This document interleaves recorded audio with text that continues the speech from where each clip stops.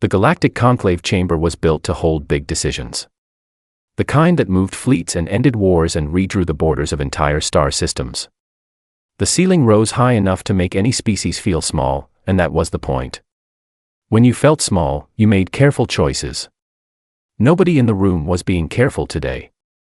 Vrethsol stood at the far edge of the delegate ring, 9 feet of plated muscle and battle-earned silence, and he was reading the mission brief for the 3rd time. Not because it was complicated. Because he was looking for a way out of it that didn't exist. The mission was simple. A human military vessel had gone silent inside Conclave-claimed space. Conclave law was clear on the matter. Any unauthorized military ship found drifting in claimed territory had to be boarded, checked, and escorted back to the boundary. It happened 12 or 13 times per standard cycle. Border disputes. Navigation errors. The occasional probe that drifted too far off course. Routine work. Except that word, routine, kept sliding off the situation like water off sealed armor plating. Ambassador Suno Day stood at the center podium. He was small and slightly curved, built like a question someone had forgotten to finish asking. He had served as the Conclave's senior diplomatic officer for 19 years. He had negotiated the Kareth Accords. He had talked down 3 separate armed conflicts with nothing but patience and very good probability models. By any fair measure, he was the calmest creature in any room he walked into. He was not calm now. The Krethon delegation, he said, reading from the record in front of him, submits a formal refusal and requests that this document be sealed from the public archive. Vrethsol, the Krethon High Commander, did not look up from the floor. Suno Day set that document down and picked up the next one. The Varadi Military Council declines the assignment, citing tactical risk assessment, with the full recommendation of General Oshkar. Oshkar was standing near the back wall with his thick arms folded across his chest. He said nothing. He had the look of a soldier who had already made his choice before the meeting started and had no interest in being asked about it again. Suno Day read 7 more refusals after that. Each one was polite. Each one was detailed. The 4th refusal included a full tactical analysis with supporting data. The 6th arrived with a separate attachment, which turned out to be a scientific report on human bone density and what that meant for standard-issue restraint equipment. The 8th refusal was so long it had its own table of contents and a summary section at the front. A junior conclave attaché named Brevo SS, seated near the back row, leaned toward his colleague and said quietly that perhaps the whole matter was being treated with more weight than it deserved. The vessel had gone quiet. That was all. Perhaps the humans could simply be spoken to. Reasoned with. It was probably nothing serious. Oshkar turned from the wall and looked at him. He did not say a single word. He just looked. Then he turned back. Brevo SS did not raise the point again. Suno Day had not planned to show the data real. The Orvish delegation had submitted it the previous morning as supporting evidence for their own refusal, which was the 5th one he had read. He played it now because the chamber needed to see what exactly it was refusing to deal with. The reel was 4 minutes and 11 seconds long. It showed 17 Orvish warships, all at standard combat rating, all fully crewed, all fully operational, making an interception in the Drev corridor. The vessel they were intercepting was a single human patrol craft. The human ship had a damaged propulsion system. The engagement record showed it had been running at 62% capacity for at least 6 hours before contact was made. 3 humans were aboard. The reel ended with 1 vessel intact in the corridor. It was not an Orvish ship. Nobody in the chamber said anything for a long moment. Then a Dravari delegate, in a flat and careful voice, said she wished to note for the record that this incident had taken place 4 years ago and the full conclave had never formally discussed it. Suno Day confirmed that was correct. The Dravari delegate said she found that very interesting. She did not mean it as a compliment. What made the whole situation worse, and Suno Day had turned this over in his mind many times in the past 24 hours, was that the humans had not appeared to be doing anything special. 3 separate conclave intelligence teams had reviewed the engagement records and reached the same basic conclusion, each in slightly different language. The human pilot had been reacting.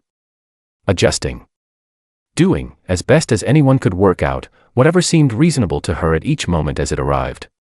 She had not been running a plan. She had been annoyed. That was the actual word in the report. Annoyed. One of the intelligence analysts had flagged it, unsure if the translation unit had made an error. A second team had gone back and confirmed it had not. Tsunode closed the reel and looked out at the room. 53 delegates. 15 species. The combined military strength sitting in this chamber could strip the surface off a mid-sized planet and still have ships available for whatever came after. The Crethon alone had brought an entire moon under control in 6 hours during a campaign 30 years back. The Varati had not lost a ground engagement in 2 centuries of recorded conflict. Every single one of them had said no. Oshkar spoke then. He had a voice like something large being dragged slowly over stone, deep and unhurried, the kind of voice that only used the words it actually needed. He said, "The question is not whether we can win. Most things in this galaxy, we can win." He let a moment pass. The question is what winning costs against them. And what it costs if you do not win on the very first try. He left it there. The room sat with it. Tsunode thought about the data reel. He thought about 3 humans and a broken engine and a corridor filled with Orvish warships. He thought about the word annoyed sitting inside a classified intelligence file, flagged, reviewed, and confirmed.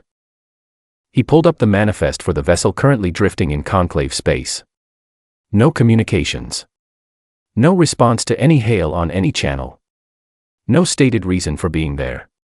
The ship was a Hargrove-class frigate. Its registered name was Relentless Ruin. 7 crew members total. He read the list. Pilot. Engineer. Science officer. 2 enlisted soldiers. 1 lieutenant. And at the top, the commanding officer. Colonel Cole Hargrove, age 47. Promoted through field commission. Service record, 40 pages long. 11 of those pages were redacted. Tsunode looked at the blank space where 11 pages used to be. He thought about what human governments redacted. He had studied the subject. Most governments across the known galaxy sealed records to hide losses or poor decisions. Human governments sometimes sealed records for a different reason entirely. Not to hide failures. To hide things that would be hard to explain to anyone who hadn't been there. He closed the file. He made a decision. His probability models told him it was either very wise or a very bad mistake, and the difference between those 2 outcomes would depend almost entirely on the next several hours. He would go himself. No warriors. No combat escort. A small diplomatic vessel, a translator, and a behavioral analyst named Fun who had spent 9 years studying humans and described the whole experience, when pressed, as clarifying in ways he found personally difficult. He filed the mission authorization before anyone in the chamber could argue against it. Vrethsol watched him walk out. The Crethon commander stood still for a moment, the sealed refusal document tucked under one arm. He thought, not for the first time in his long career, that courage and poor judgment were usually impossible to tell apart until after everything was already over. He hoped it was courage. He did not put much faith in that hope. Fun had been studying humans for 9 years. He was not a soldier. He was not a diplomat. He was a behavioral analyst working under conclave contract, and he was the only person Tsunode knew who had read every available human military record from start to finish without being ordered to. He had done it because he was curious. He was no longer curious. He had moved past curious and arrived somewhere else entirely, somewhere that did not have a clean name in his language, but that felt very much like standing at the edge of something large and looking down. Tsunode found him in the research archive 2 hours before their departure, sitting alone at a wide desk with a cold drink he had forgotten to finish and 3 separate data screens open in front of him. He did not look up when Tsunode entered. He was reading. The particular way he was reading, very still, very focused, the kind of stillness that meant the mind was working very hard, told Tsunode everything about the general direction of what the files contained. "Tell me what I need to know," Tsunode said. Fun looked up. He had a thin face and large eyes and the general appearance of a person who slept badly and had accepted that about himself. "That depends," he said, "on how much you want to know before we go." "All of it." Fun turned one of the screens around. The file was labeled simply, Hargrove, C, Service Record. The top section was standard. Date of enrollment, unit assignments, early postings. All clear and readable. Then, about a third of the way down, the redactions started. 11 pages of black bars and empty lines where words used to be. Not sloppy redactions. Careful ones. The kind done by someone who knew exactly what they were removing and why. Every intelligence team that has reviewed his record, Fun said, has noted the same thing. The redacted sections do not correspond to failed operations. There are no associated disciplinary records. No injury reports from those periods. No negative marks anywhere in the unredacted sections that would suggest those pages are being hidden out of embarrassment. He paused.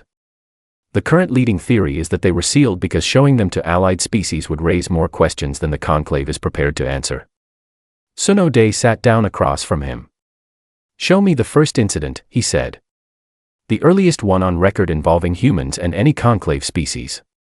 Fun pulled up a different file. It was 11 years old. The Dravari skirmish in the Outer Belt, a small territorial dispute that should have been resolved through standard interception protocol and lasted instead for 72 hours and ended in a way nobody on the conclave side had predicted. The human unit involved had been 6 soldiers. One of them had been Cole Hargrove, listed at the time as a staff sergeant.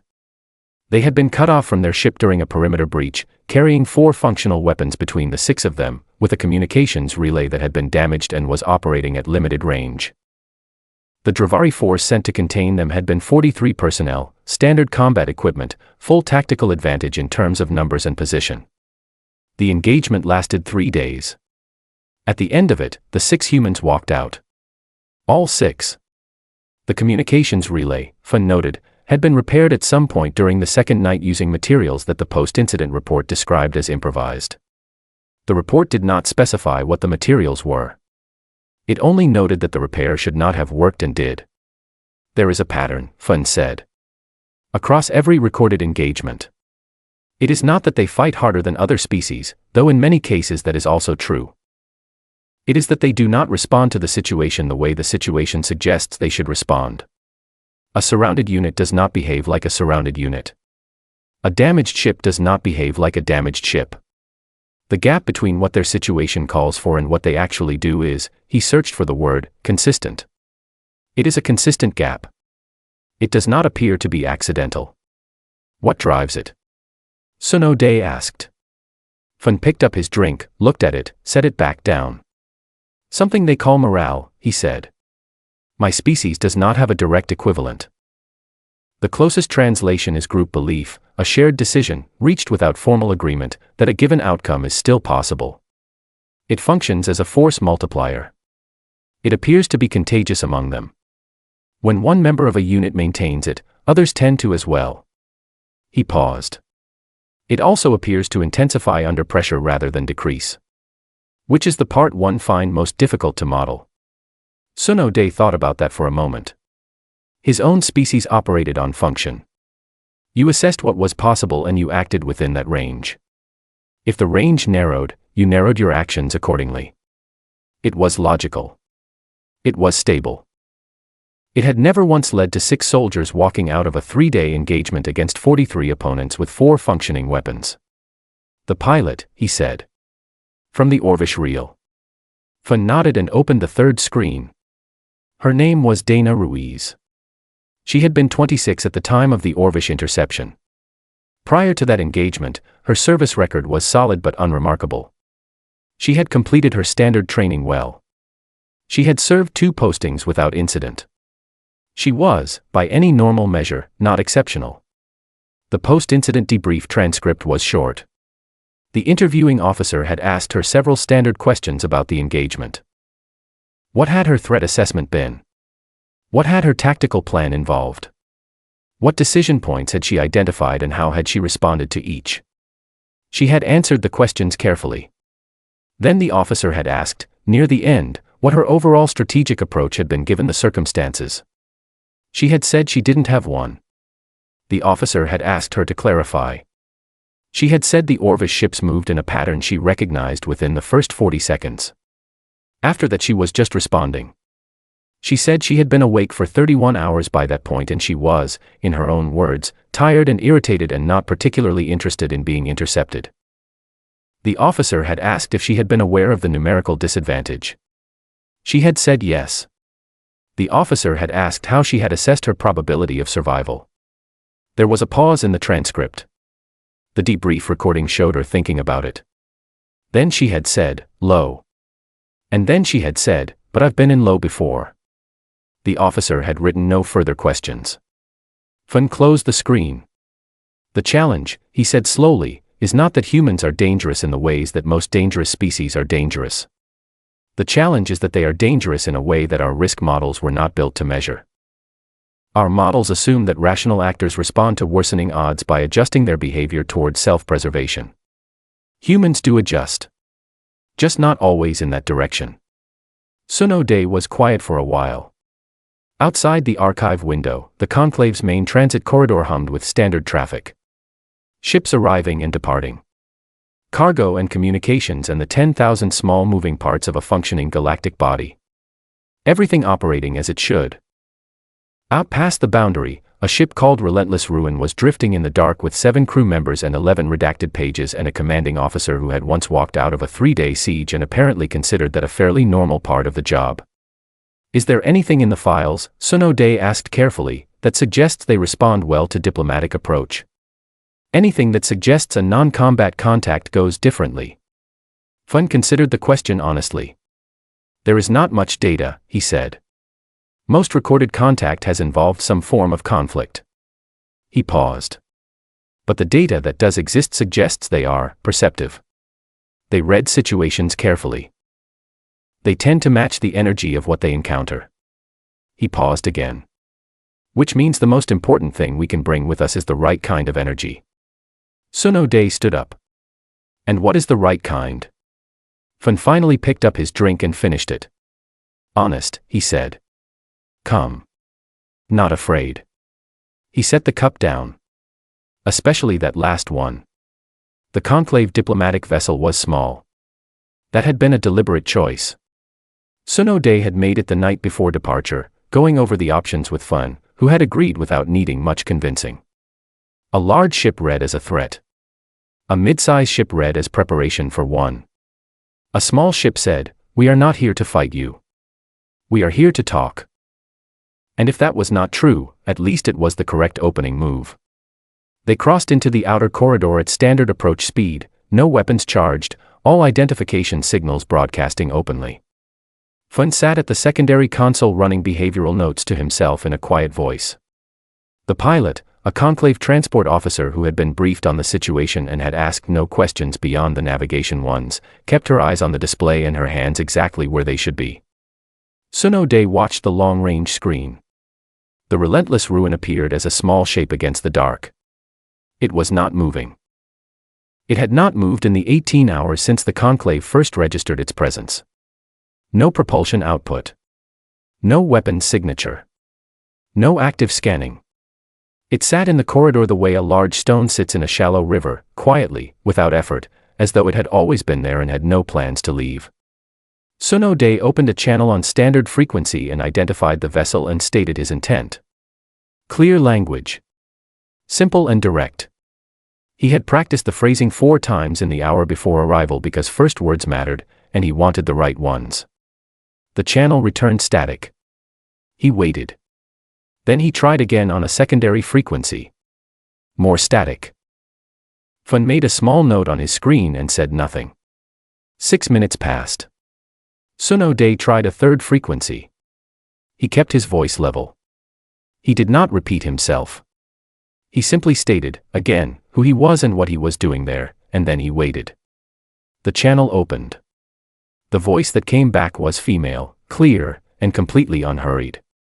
It sounded the way a person sounds when they have been in the middle of something and have stepped away to answer, not because they were startled, but because they decided to. Conclave vessel. Identify your intent. Not your designation. Not your species designation. Not your mission code or authorization number. Your intent. Fun looked up from his console. He and Suno Day exchanged a look. Suno Day leaned forward. Our intent is diplomatic contact, he said. We have no combat personnel aboard. We are here to confirm the status of your vessel and establish communication. Nothing more. A pause. Not a long one. The kind of pause that belongs to someone who is thinking, not stalling. Hold your position, the voice said. They held. For minutes later the screen changed. The channel shifted to visual. A face appeared, young, composed, dark-eyed, looking at the camera the way someone looks at a situation they have already assessed and made a preliminary decision about. The pilot. Dana Ruiz. Suno Day recognized her from the debrief photograph in the file. Behind her, slightly off to one side, standing near a secondary console with his arms loose at his sides, was a man in his late 40s. Gray at the temples. He was not doing anything. He was simply present in the frame, watching the screen with a quality of attention that Suno Day could not quite name. Not hostile. Not welcoming. The kind of attention that belonged to someone who collected information before deciding what to do with it, and who was very good at collecting it. Suno Day recognized him too. Cole Hargrove. Ruiz spoke first. You sent one ship, she said.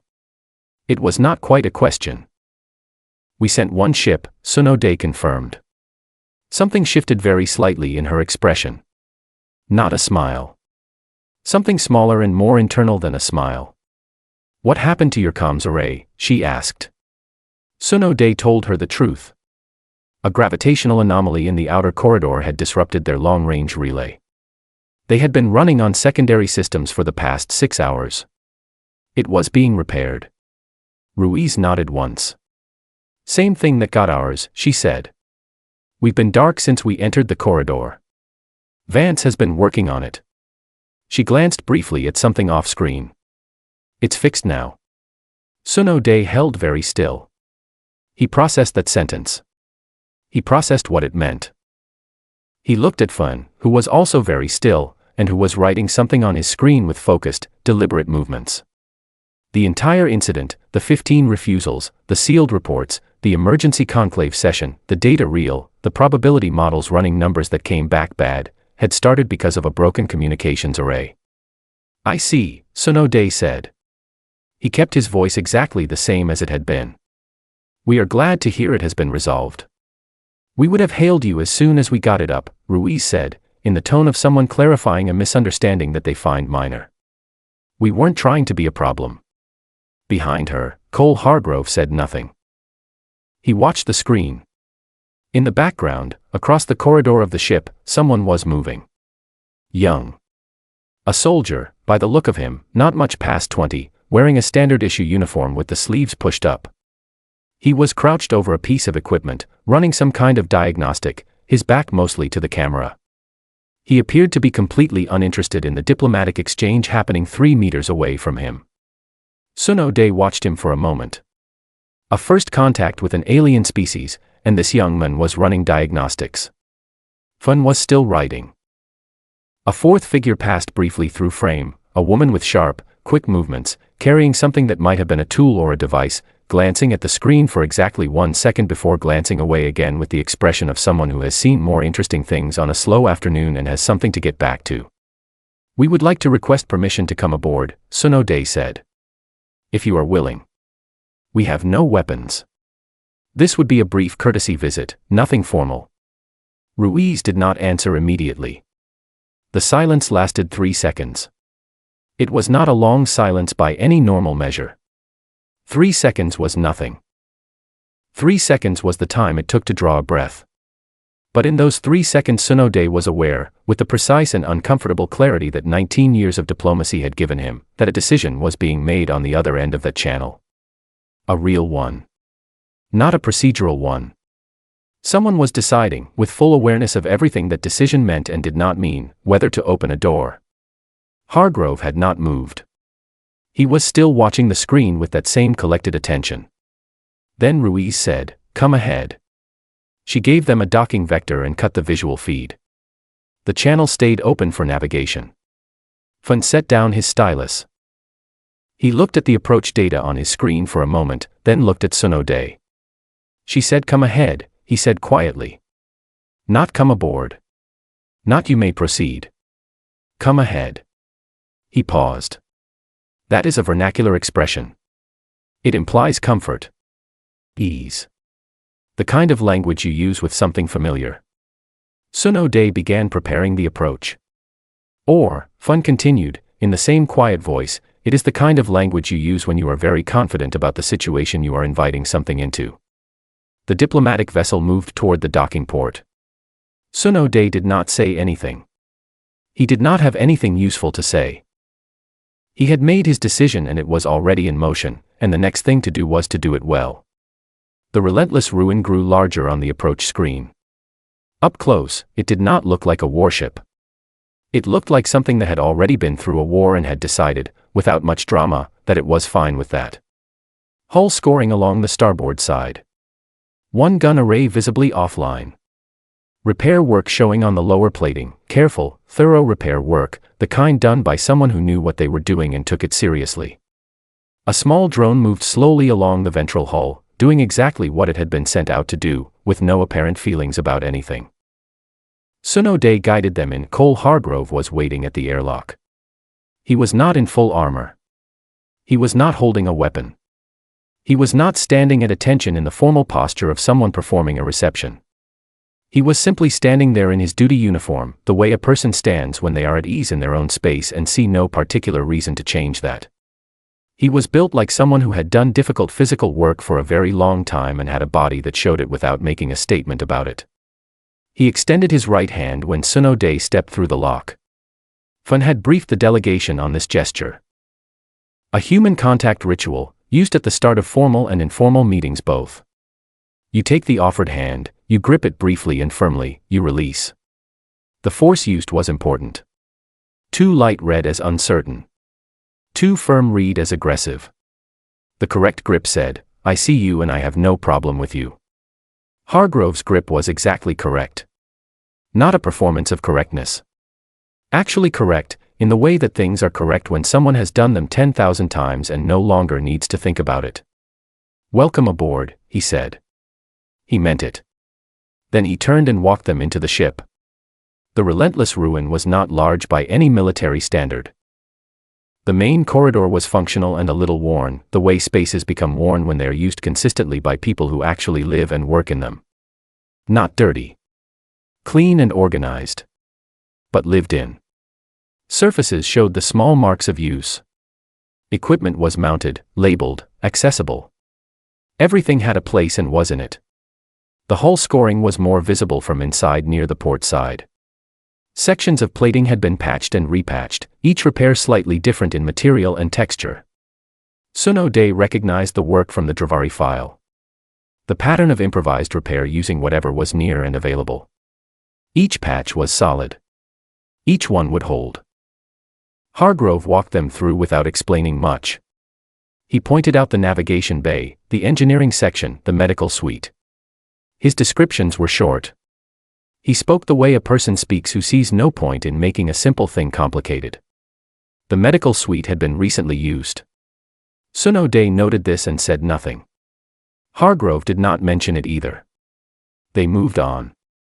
Nora Vance met them near the science station.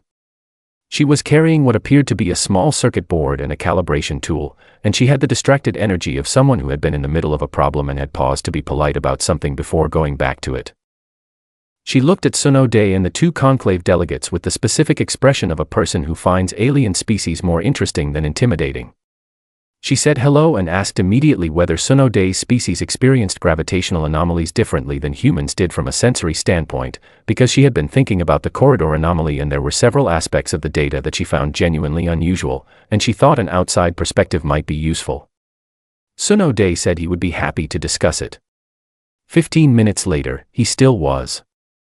Vance had pulled up her readings from the anomaly and was walking him through them with focused enthusiasm, pointing to specific data points and asking questions that were precise and genuinely good questions, the kind that came from someone who had actually thought about the problem before asking.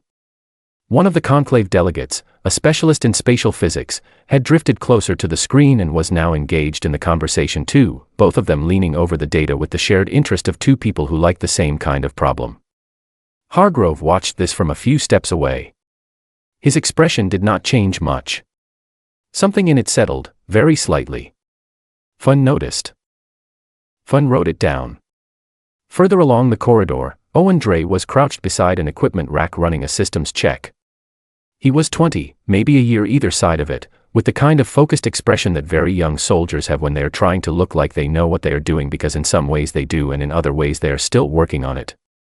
He looked up when the group passed and said hello in the easy, uncalculated way of someone who was not thinking about the fact that the people he was saying hello to were from a different species and that this was technically an interspecies diplomatic encounter. One of the conclave delegates, the spatial physicist, said hello back. Dre asked, with straightforward curiosity and no awareness whatsoever of any political dimension to the question, what the atmosphere was like on the delegate's home world. He said he had been wondering about it since the screen call and had meant to ask. The delegate told him. Dre asked a follow-up question about the temperature range. The delegate answered and asked a question back about human atmospheric preference. Dre answered. It turned into a conversation. A real one, the kind that moved back and forth with genuine interest on both sides. By the end of it, the delegate and the young private had exchanged a rough comparison of their respective home weather systems and both appeared to have found it useful information. Fun wrote 4 lines in his notes. Hargrove stopped at a junction in the corridor and faced Sunode directly. The tour had reached a natural pause. Behind them, Vance and the physics delegate were still going over the anomaly data. Ahead, the sound of a quiet ship doing its work. You have a question, Hargrove said. It was not exactly a question itself. It was the kind of sentence that opened a space for one. Sunode considered his words carefully. If the conclave had sent a boarding party instead of us, he said, what would your crew have done? Hargrove was quiet for a moment. He was not uncomfortable with the question.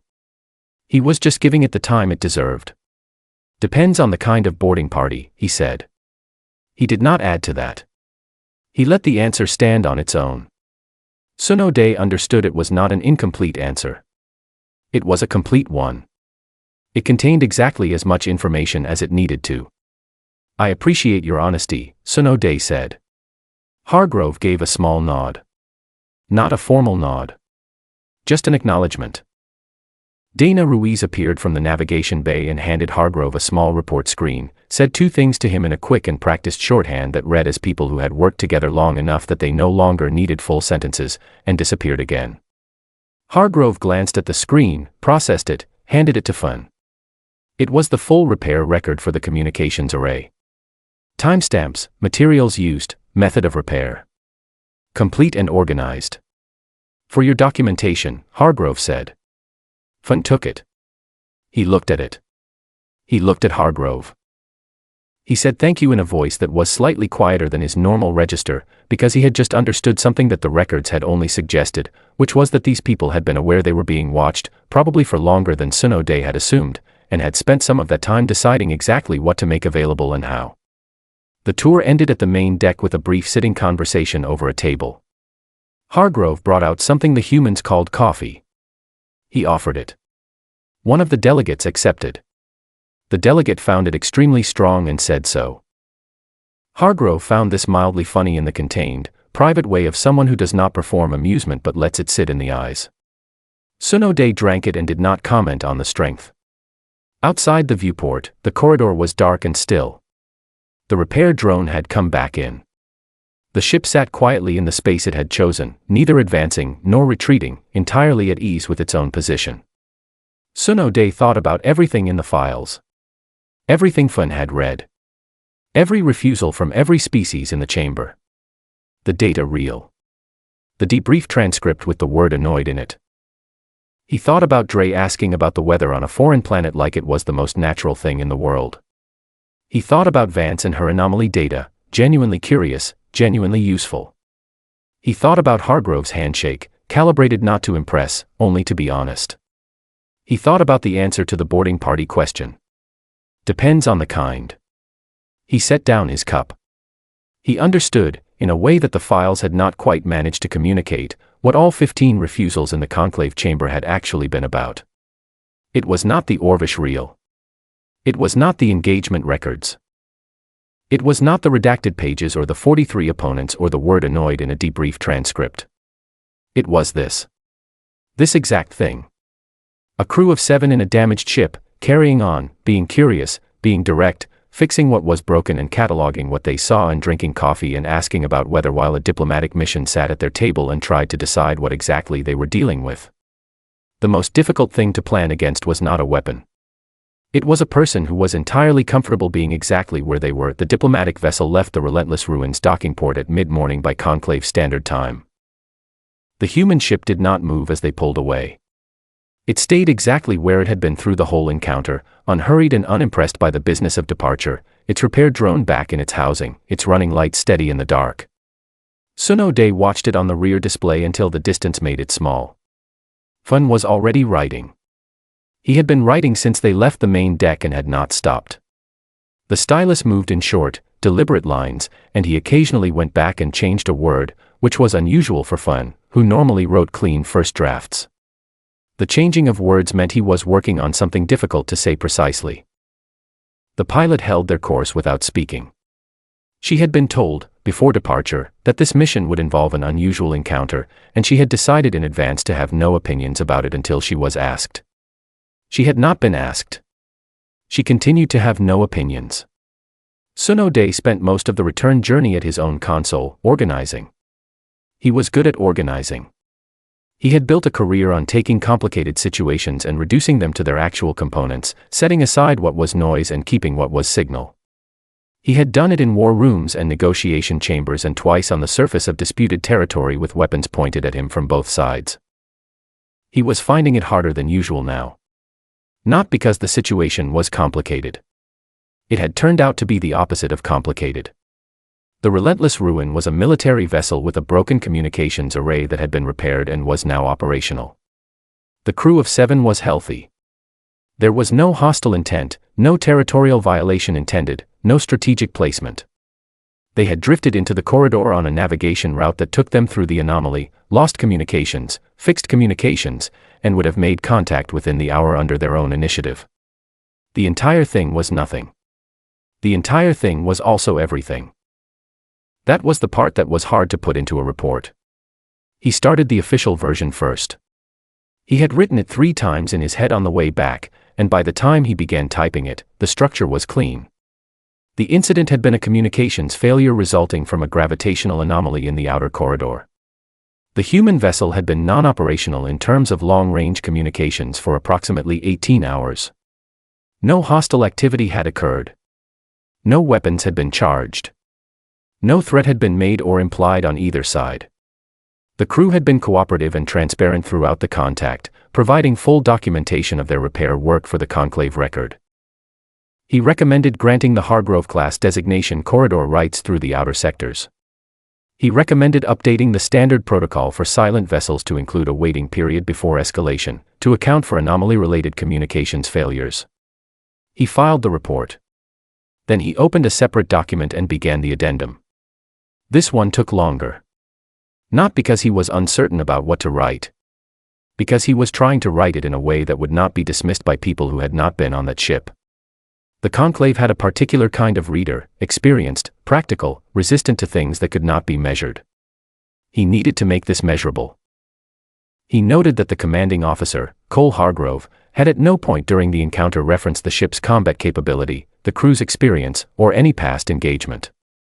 He had offered a handshake, a tour, and an honest answer to a direct question. The honest answer had contained more information than most formal threat assessments. He noted the communications repair documentation, provided without being asked. He noted that the provision of unsolicited, complete, organized documentation was a specific kind of message. It said, "We know you are assessing us. Here is what you need. We have nothing to hide and no reason to make this complicated." He noted Dana Ruiz. The extended communications blackout. The deliberate extension, confirmed by the timeline discrepancy between the array repair completion and the initial hail response.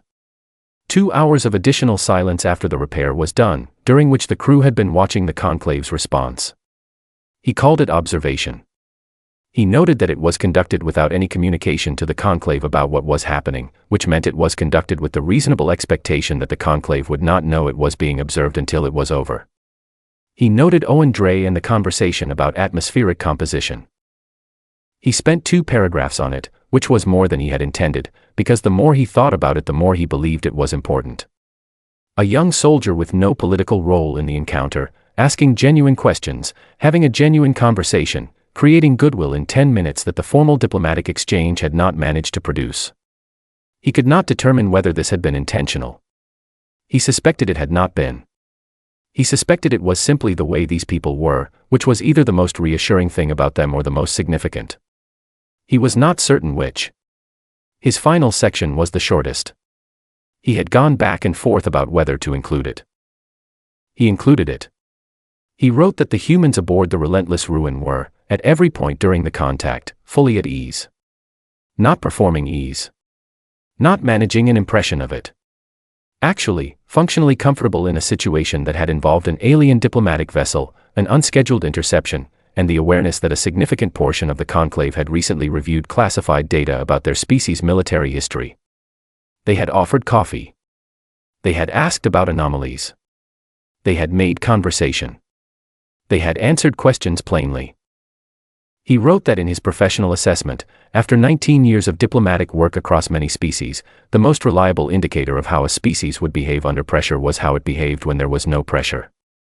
When the stakes were low and the situation was routine and nobody was watching particularly closely. That was when the real character of a species showed itself clearly. He wrote that what he had seen on that ship was not a species that was managing itself carefully in front of an audience.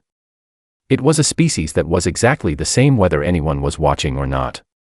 He wrote that the strategic implications of that were significant. He filed the addendum. The report reached the conclave chamber before the diplomatic vessel even docked. Suno Day knew because his communications unit showed 3 separate read confirmations within 40 minutes of filing. One was from Oshkar's administrative office. One was from the Dravari delegation. One was from a sealed office address he recognized as belonging to Vrethsol's personal staff. He did not hear from any of them directly that day. He heard from Vrethsol 3 days later. A short message. No pleasantries, no formal header, just a direct line of text. I have updated my restricted archive with the new classification. The folder name is the same. He did not explain what the folder name was. Suno Day thought he could probably guess. The Relentless Ruin was escorted to the sector boundary 4 days after the contact. Standard escort, 2 conclave vessels, no incident. The parting communication was brief and protocol correct on both sides. Hargrove signed off in standard form, running through the confirmation sequence the way it was supposed to run. Then, a beat before he closed the channel, a short pause, the kind that belonged to someone deciding whether to add something, he said, "Thanks for the escort." The way he said it was easy. Relaxed. Like he was thanking someone for holding a door. The conclave monitoring technician who logged the transmission noted in her record that the tone did not match any of the standard categories for outgoing human communications in the database. She flagged it for review and added a brief personal note. It sounded like he already knew how the whole thing was going to go. Her supervisor read the note, thought about it for a moment, and marked it as filed rather than removing it. She felt it belonged in the record. 2 weeks after the encounter, a new entry appeared in the conclave's official species classification database. The entry was for humanity, military designation, updated from its previous status. The threat tier field, which had read unknown for the past 11 years, now read uncategorizable. Beneath it, in the small supplementary notes field that most clerks left empty, someone had typed, "See addendum." Also, do not board their vessels without being invited. It was not signed. Nobody asked who wrote it. The entry stayed exactly as it was.